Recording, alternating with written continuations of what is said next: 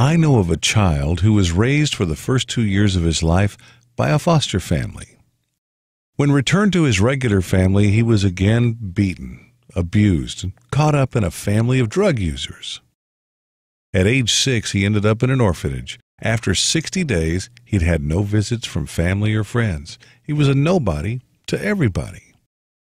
The foster mother was contacted and told of the boy's situation. She had long since given up fostering children. It was just too hard to let go.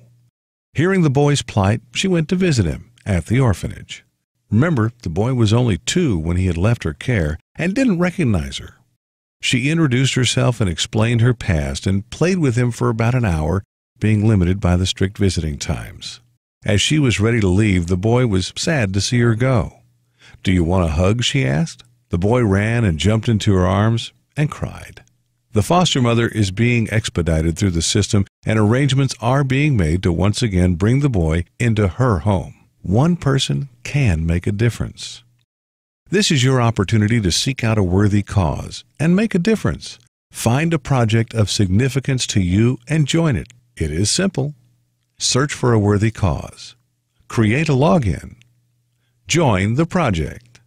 Do the task you are encouraged to do. Invite others to join you.